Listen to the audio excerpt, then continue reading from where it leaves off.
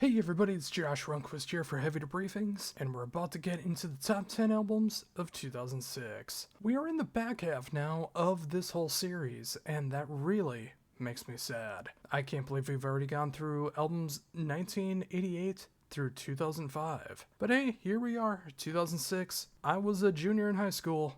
Let's get into it. Coming in at number 10 is Into Eternity with the Scattering of Ashes. The penultimate album for Stu Block in Into Eternity, up until his rejoining of the band after being in a very prominent band I no longer talk about. But this album was pretty much the breakthrough album for Into Eternity, if not the best known Into Eternity album to date. This got them a lot of coverage. Of course, the only time I've gotten to see the band was them opening for Dream Theater and Redemption back in 2007. I still can't believe I got to see that tour. But this album really showcases mental health and the extreme struggles that come along with it. No better example of that than, of course, the song Severe Emotional Distress. But of course, the rest of the album really goes through that as well. Stu Block's vocals are absolutely insane on this album, whether it's the most majestic cleans you ever hear, or some of the best screams you'll ever hear, and of course, some of the best growls you will ever hear.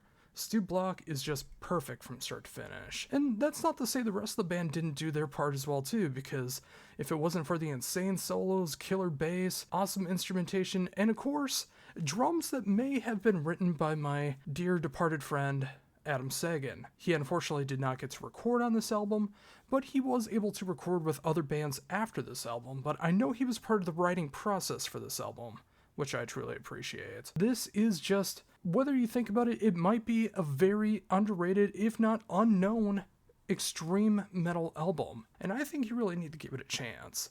And if you want to hear some great Canadian progressive power metal, melodeath, and extreme metal, this band is for you. And of course, I think this is a great album to start it all off with. Coming in at number 9 is Symmetry with Pitch Black Progress. This Swedish band has the last appearance of Christian Alfstrom on vocals before they went into the two vocal route, which I find very daring, but it absolutely works. When I got to see Symmetry in 2016, even when they did songs from Pitch Black Progress and before, it sounds phenomenal. Of course, we're always going to miss Christian Alfstrom, because all you have to do is listen to this album and hear the sheer majesty that really is his vocals. Whether he does some of the best clean vocals you'll ever hear in metal, or some of the most demonic death metal growls you will ever hear, it just works so perfectly for the band. And of course, the songs have that great futuristic feel behind it, which is a great key element to the band. It's not quite industrial, not quite modern metal. It is very much in the progressive death metal and melodic death metal routes. But I really love what they do here, having a bit more of that mechanical feel behind it. Like, it's almost Fear Factory if they did melodic death metal, is almost a way to be able to put it. But I will say, even though the band has done some tremendous work and they're finally going to be releasing a new album after, I think it's been 12 years? It's either 8 years or 12 years, I'm blanking out on it. But there's finally some new Symmetry that's coming out this year. I will always have my fondness for Pitch Black Progress as my favorite Symmetry album. And if you want something a little bit different in your melodic death metal, I absolutely think you need to give Symmetry a chance. Up next at number 8 is Killswitch Engage with As Daylight Dies.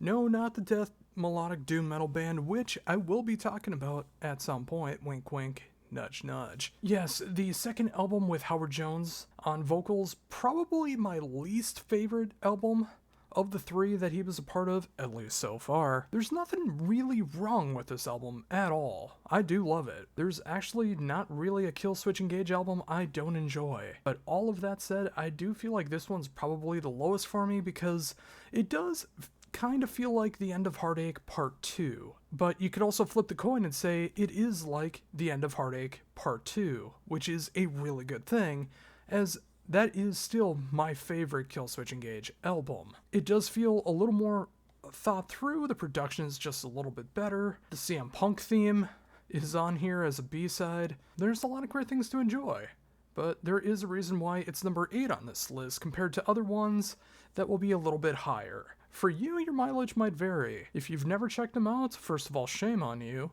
Second, you should give them a chance. And this is a good album to actually try and start with because there are some great, fantastic songs on here.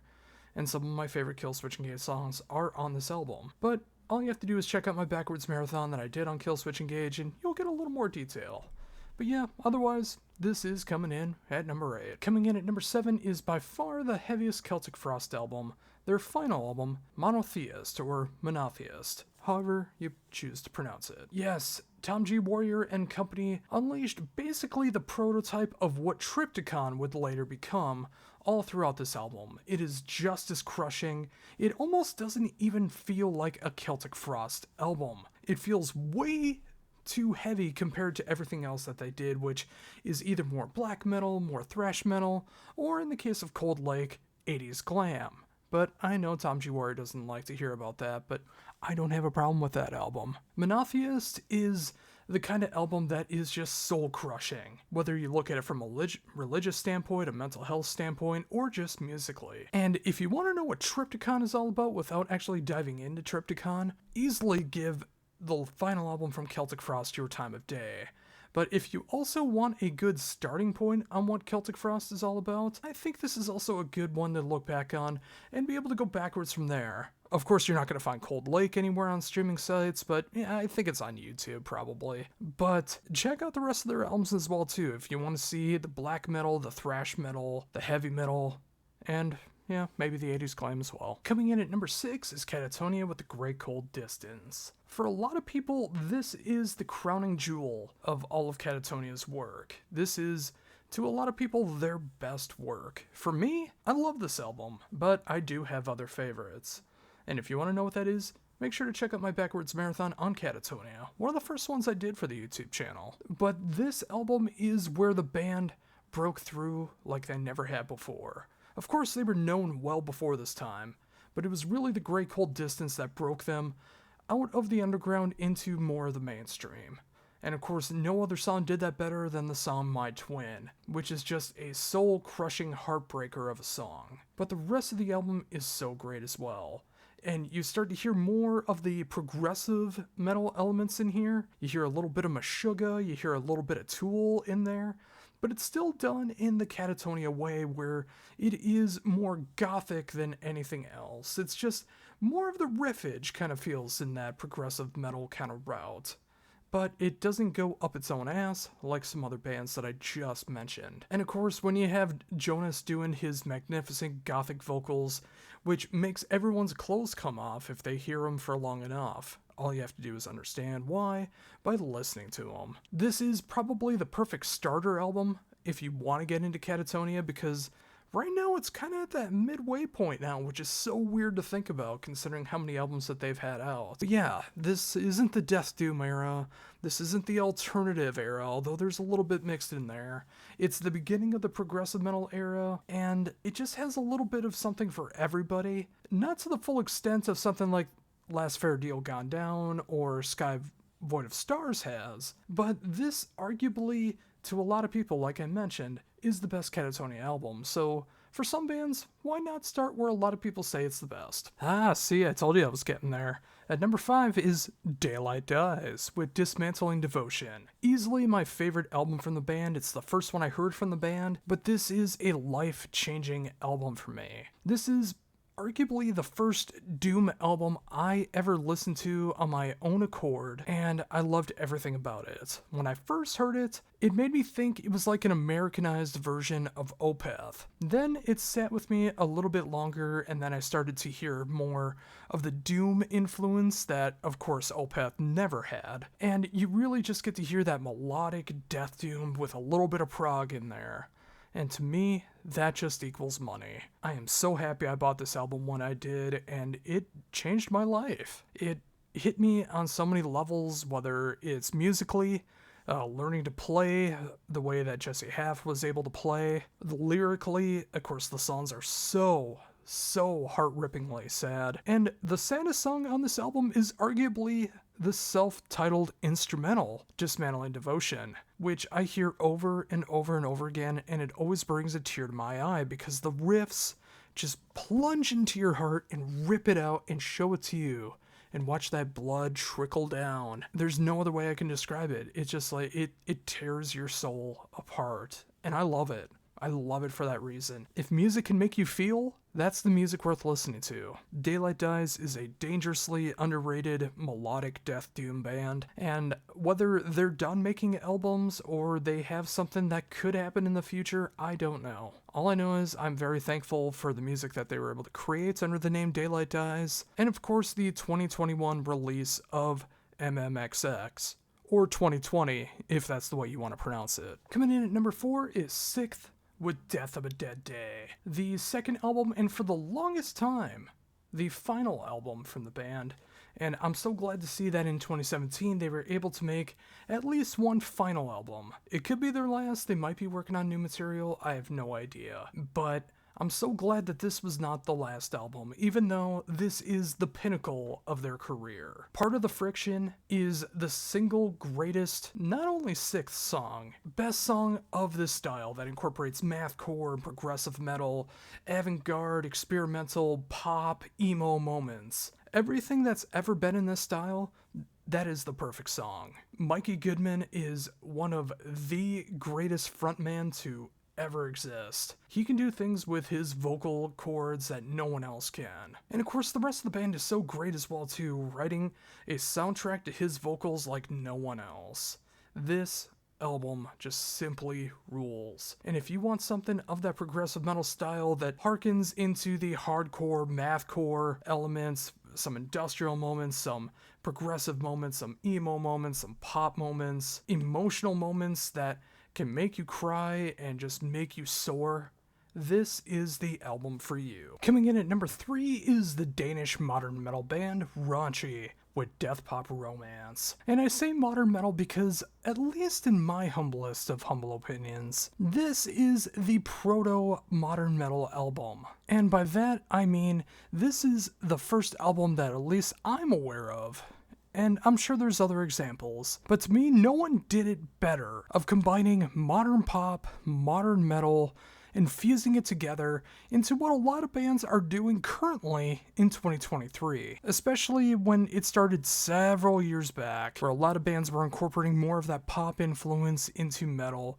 and creating modern metal. Raunchy did it back in 2006 to pure perfection. Every song on here could have been on the radio if Top 40 Rock Radio was willing to give an album with these kind of vocals a chance, especially because the vocals are just so radio-friendly catchy. They are earworms that'll be stuck in your head for days upon days. Of course, the instrumentation is something that so many bands have ripped off since then, and Raunchy just doesn't get that love and recognition that they truly deserve. Of course, things changed, and this isn't even the biggest Raunchy album. That would come with the next album. But this is my favorite. Death Pop Romance, just pure, utter, pop-infused modern metal glory.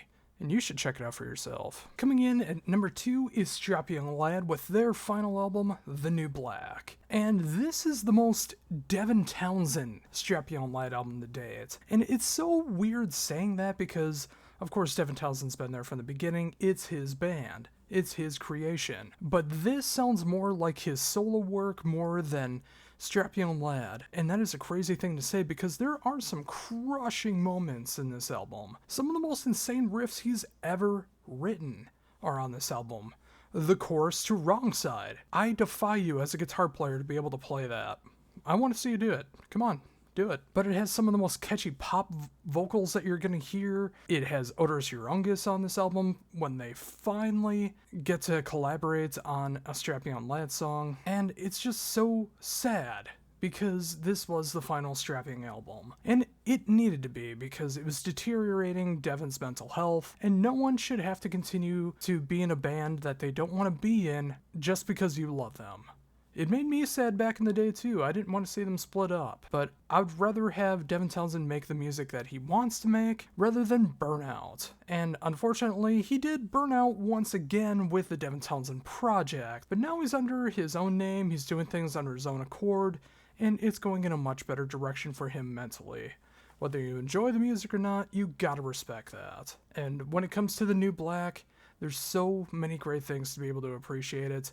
You can truly see the transition from Strapping Young Lad into the solo work of Devin Townsend on this album in so many ways, shapes, and forms. It's such a great album. It's probably the most underrated Strapping Young Lad album, and you need to give it a shot. And finally, at number 1 is Dog Fashion Disco with Adultery, the concept album of a private detective solving murders.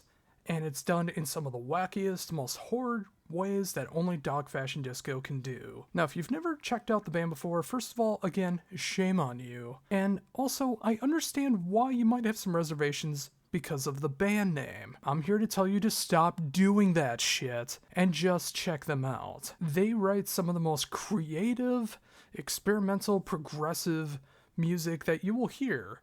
It gets in the metalcore sometimes, it gets in the thrash sometimes, it gets into Mr. Bungle sometimes. I mean, they occasionally have some brass instruments that shows up in the band, and I think it really works out. And it's shown throughout this album as well. But with their other albums, they are always able to incorporate a lot of horror aspects, like the very swing jazz 30s to 50s feel of Pogo the Clown, which of course is about John Wayne Gacy. They have songs about Scooby-Doo. They have songs about cults. They have so many great songs throughout their entire catalog, and almost all of it, up to this point in their discography, has been re-recorded due to album problems that you may know best from the Taylor Swift situation, where apparently she either has or is going to re-record all of her songs because of label problems and putting it out through her own label. Well, Dog Fashion Disco did that first. And this is the last album. This would have been their last album had they not reunited and created some fantastic albums like their album from last year, which is just spectacular. But I'm so glad to see them back. And to me, this has always been my favorite Dog Fashion Disco album. Not necessarily having my favorite Dog Fashion Disco songs on it, but it is my favorite overall album. I love the concept, I love everything about it, whether it feels goofy, whether it feels full-on thrash, whether it has those great Mr. Bungle-esque moments, although I don't consider them a ripoff like a lot of people do online. I feel they are their own band. And if you want something that's just left of center for your progressive metal enjoyment, I implore you, please check out Dog Fashion Disco. And, maybe start with this album, see where it goes for you. I think it's a really fun horror-esque album, and you might as well. And there you have it, folks, my top 10 albums of 2006. What do you think? What are your favorite albums of 2006? Did you make any new discoveries here? Do you agree with any of these? Or do you want to tell me how wrong I am for my own personal opinion?